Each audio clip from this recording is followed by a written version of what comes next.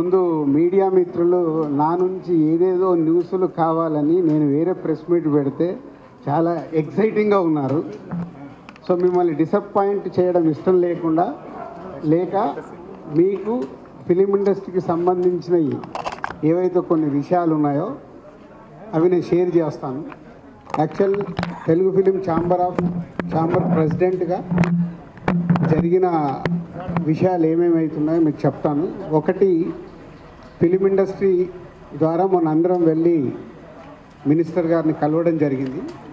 So అది already మీరు photos రూపంలో చూశారు. సో మినిస్టర్ గారు సీఎం గారు అపాయింట్మెంట్ తీసుకొని తొందరలోనే film industry Telugu film chamber ద్వారా సీఎం గారిని, తెలంగాణ సీఎం రేవంత్ రెడ్డి గారిని కల్పించబోతున్నారు. ఇదొక న్యూస్. అది డేట్ రాగానే మళ్ళీ మీకు అఫీషియల్గా చెప్తాం. సో సెకండ్, ఈ సంక్రాంతికి రిలీజ్ కాబోతున్న సినిమాల గురించి మొన్న ఛాంబర్లో అందరు ప్రొడ్యూసర్లతో మీటింగ్ చేయడం జరిగింది.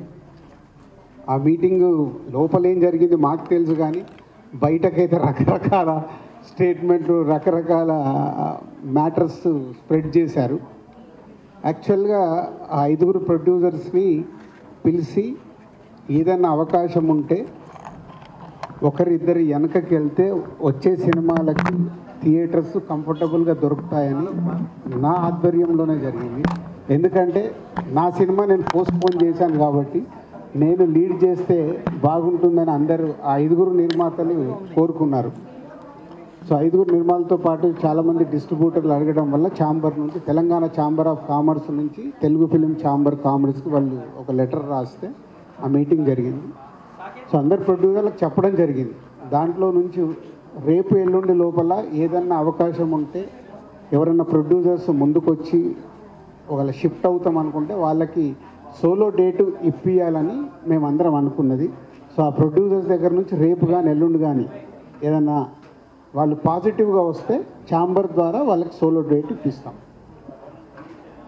అదే రేపు ఎల్లుండి వాళ్ళ దగ్గర నుంచి రియాక్షన్ వచ్చే అవకాశం ఉంది. పోతే అందరు ప్రొడ్యూసర్లకు మాకు ఎలా ఉంటుందంటే, ప్రొడ్యూసర్స్ దగ్గర నుంచి ప్రతి ఒక్కరికి సంక్రాంతికి రిలీజ్ చేస్తే ఏదో అద్భుతాలు జరిగిపోతాయి మా సినిమా కానీ ఆశలో బతుకుతాం మేము. సో కాబట్టి అందరికీ సంక్రాంతి డేటే కావాలనుకుంటాం. సో నాకున్న ఎక్స్పీరియన్స్తో నా సినిమా వర్క్ అవ్వట్లేదని నేను చాలా ముందు జాగ్రత్తగా నా సినిమాని సమ్మర్కి షిఫ్ట్ చేసుకున్నాను. సో అలాగే ఎవరైనా ప్రొడ్యూసర్స్ ముందుకు వస్తే అది జరుగుతుంది. అది రేపు ఎల్లుండి అలాంటిది ఏదైనా జరిగితే మళ్ళీ అఫీషియల్గా మీకు ఏదో ద్వారంగా న్యూస్ ఇస్తాం. దయచేసి సోషల్ మీడియాలో కానీ అక్కడ తెలియని న్యూస్లు రాసేసి అనవసరంగా రాద్ధాంతం చేయకూడదు. సో ఇక్కడ ఈసారి దిల్ రాజు మీకు దొరకలేదు కాబట్టి రాద్ధాంతం కూడా చేయలేరు అనుకుంటున్నాను. నేను అక్కడ గ్రౌండ్లో ఉన్నాను అనుకోని ఆడుకుంటారు. సో 5 ప్రొడ్యూసర్లకు న్యాయంగా, పెద్ద సినిమా అయితే గుంటూరు కారం ఎప్పుడు అనౌన్స్ చేశారు కాబట్టి వాళ్ళు వచ్చేస్తారు. అలాగే అదర్ 4 ప్రొడ్యూసర్స్కి ఎక్స్ప్లెయిన్ చేయడం జరిగింది, ఎవరన్నా ఒకరిద్దరు వెళ్తే బాగుంటుంది అని. సో రిజల్ట్ చూద్దాం, రేపు ఎల్లుండి వచ్చేదాన్ని బట్టి దాని మీద వాళ్ళకి సోలో డేట్ ఇప్పించడానికి ప్రయత్నం చేస్తాం. సరే, 5 వస్తాయి. ఇప్పుడు అదే కదా నేను చెప్పింది, అందరికీ సంక్రాంతికే రిలీజ్ కావాలి. సో కాబట్టి అందరికీ కావాలి కాబట్టి వాళ్ళందరూ రావాలని అనుకుంటున్నారు. ఎవరైనా ఒక్కరు షిఫ్ట్ అయినా వాళ్ళకి సోలో డేట్ దొరుకుతుంది నెక్స్ట్. అది ఛాంబర్ ద్వారా వేరే సినిమాలు రాకుండా సోలో డేట్ అకామిడేట్ చేపిద్దామనే ప్రయత్నం.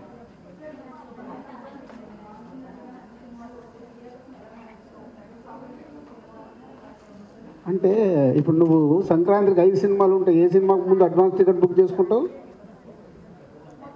న్యాచురల్గా అది మన లైఫ్లో ఉండేదే. ఇప్పుడు ఎగ్జైట్మెంట్ దేనికి ఉంటుంది దాని ప్రకారమే థియేటర్స్ ఓనర్స్ కూడా కోరుకుంటారు, వాళ్ళ థియేటర్లు ఫుల్ ఉండాలనుకుంటారు. అందరికీ న్యాయం జరుగుతుంది. పెద్దవాడికి పెద్ద రేంజ్లో జరుగుతుంది, చిన్నవాడికి చిన్న రేంజ్లో జరుగుతుంది.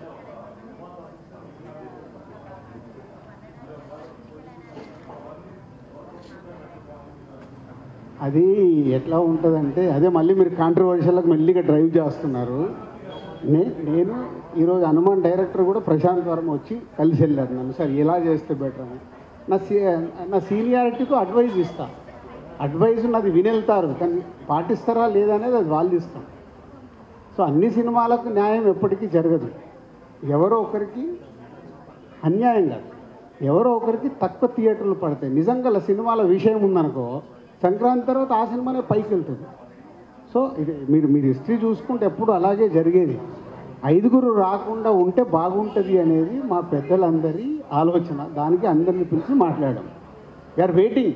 ఒక్కరి దాంట్లోకి జరిగినా ఇంకొకళ్ళకి బెనిఫిట్ అవుతుంది. అలా ఎప్పుడు చెప్పలేం. తప్పకుండా అంటే మళ్ళీ టార్గెట్ చేసినట్టు కదా. అవకాశం ఉంటే వెనుకకి వెళ్ళండి. ఎవరిది వాళ్ళకు క్యాలిక్యులేషన్స్ ఉంటాయి. వాళ్ళ అవకాశాన్ని బట్టి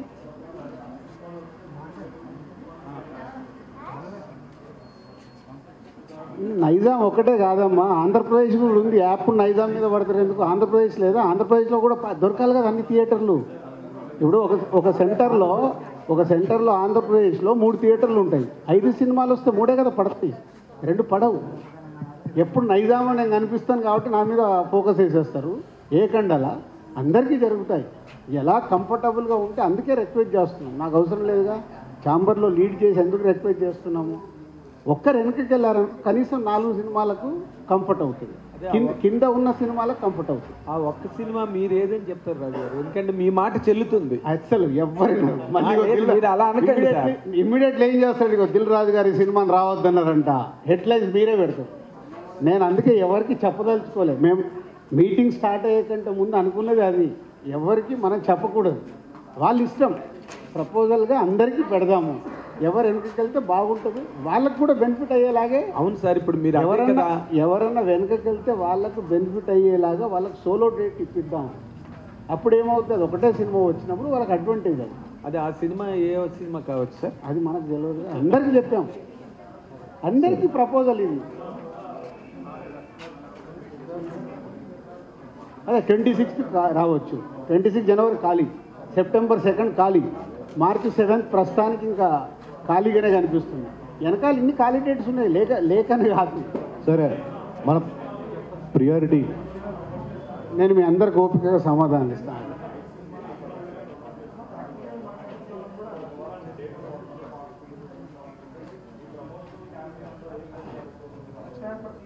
మనం హిస్టరీలోకి వెళ్దామా? RRR 3 నెలలు 6 నెలలు పోస్ట్పోన్ అయింది, ఆగలేగా. సలారు పోస్ట్పోన్ అయింది, ఇరగా తీస్తుందా లేదా? జనాలు రెడీగా ఉంటారు. అసలు అది మన అపోహ. ఇలా చేసాము, అలా రాదేమో, ఇలా రాదేమో.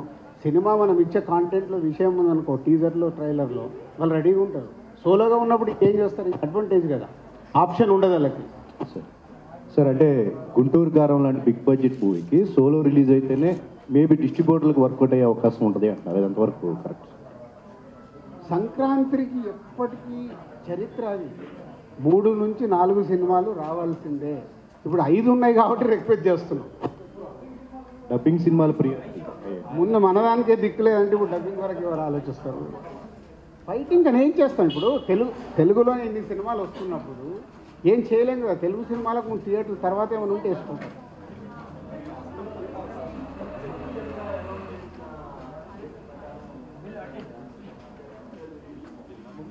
అంటే ఇప్పుడు అట్లా చేయలేము. ఎందుకంటే ఇప్పుడు సైందో ఉంది, అలా డిసెంబర్ 21.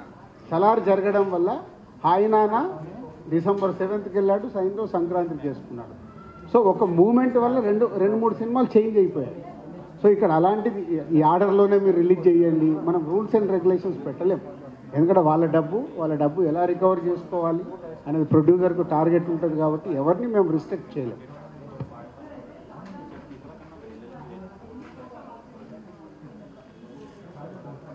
అది రేపు ఫోన్లో చెప్తాను, ఒకసారి క్యాలిక్యులేషన్. కాదమ్మా, నేనేమన్నా కంప్యూటరా లక్ష్మి? నువ్వు అడగగానే చెప్పడానికి.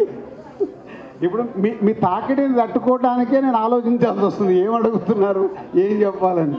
సార్ అంటే మొన్న ఒక న్యూస్ వచ్చింది, గేమ్ చేంజర్ సెప్టెంబర్ ఏదో రిలీజ్ చేస్తానని మీరు ఎవరితో చెప్పి మీరే అన్నట్టుగా మళ్ళీ నువ్వు సంక్రాంతికి వెళ్ళి ఎక్కడికో వెళ్ళిపోయావు.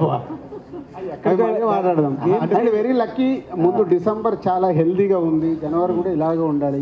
యానిమల్, ఆయనాన్న, సలారు కమర్షియల్గా అన్నీ సూపర్ హిట్స్ వచ్చాయి ఈ మంత్. సో నెక్స్ట్ మంత్ కూడా సంక్రాంతికి వచ్చే సినిమాలు ఎక్స్ట్రాడినరీ హిట్స్ అవుతే మనకు థియేటర్స్కి జనాలు ఎలా అయితే వస్తున్నారో నెక్స్ట్ మంత్కి ఉపయోగపడుతుంది. విష్ సంక్రాంతికి వచ్చే సినిమాలు మ్యాక్సిమం హిట్ కావాలి, అది కోరుకోవాలి.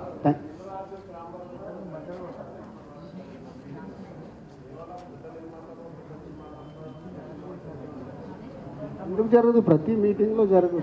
నిర్ణయాలు ఏం జరగవు. నిర్ణయాలు ఏంటి? ఉన్న అయింది 4 నెలలు. 4 నెలలు అద్భుతాలు చేయడానికి ఏమన్నా నేను సీఎంనా? కాదుగా. నేను సంతకం పెట్టగానే జరగడానికి. నేను జస్ట్ ఛాంబర్ ప్రెసిడెంట్.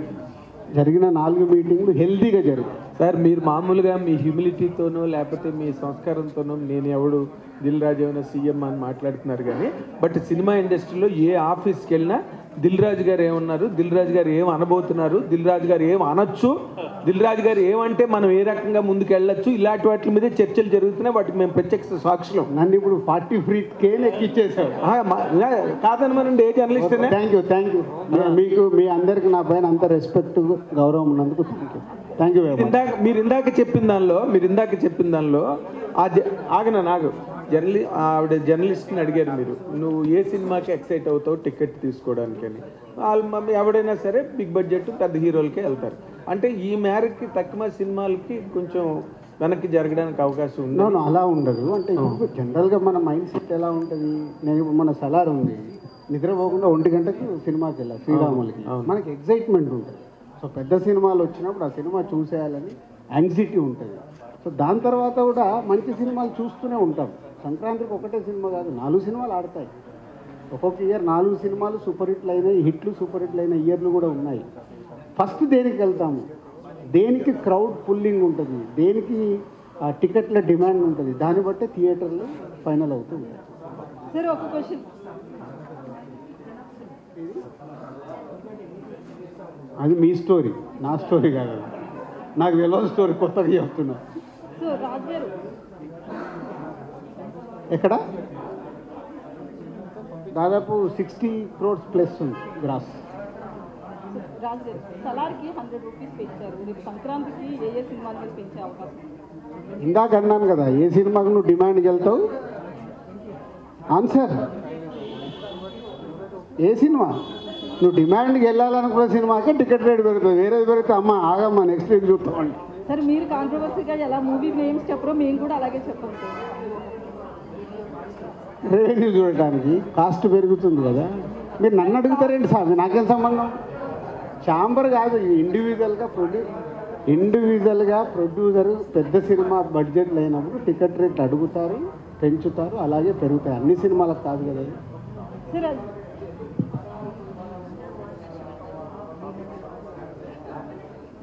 అది ఆనవాయితీ కదా. ఇవాళ కొత్తగా ఏంది మారమంటే మారదు కదా, ఆనవాయితీ జరుగుతూనే ఉంది కదా. గవర్నమెంట్ ఇస్తే పెరుగుద్ది. 2 స్టేజ్లలో ఇచ్చారుగా సలార్కి. అలాగే పెద్ద సినిమాలకు పెద్ద బడ్జెట్ ఉన్నప్పుడు రెవెన్యూస్ మీద పెరుగుతూ ఉంటాయి. 3 వారాలు అయిపోయింది కదా. 3 వారాలు రెవెన్యూ రావడం ఈ రోజుల్లో మహా అద్భుతం. మళ్ళీ తర్వాత సలార్కి ఆప్షన్ ఉండాలి కదా. సలార్కి 3 వీక్స్కి మళ్ళీ సంక్రాంతి సినిమాలు ఉంటాయి. వెయిటింగ్. మా మినిస్టర్ గారు వెంకటరెడ్డి గారు చెప్తున్నారు, అపాయింట్మెంట్ తీసుకొని అప్పుడే. మొన్న జరిగిన మీటింగ్లో మంత్రి గారితో ఏం లేదు. ఫస్ట్ అంటే గవర్నమెంట్ ఫామ్ అయింది కాబట్టి ఇండస్ట్రీ నుంచి వారిని వెళ్ళి కలిసి సీఎం గారు అపాయింట్మెంట్ తీసుకోమన్నాము. తీసుకుంటే అప్పుడు ఇండస్ట్రీకి ఉన్న ఏంటి అనేది సీఎం గారికి చెప్పినప్పుడు సీఎం గారు మంత్రి గారు మాట్లాడుకొని ఇండస్ట్రీకి సంబంధించిన ఏదైనా డిస్కస్ చేస్తారు. Okay, thank you.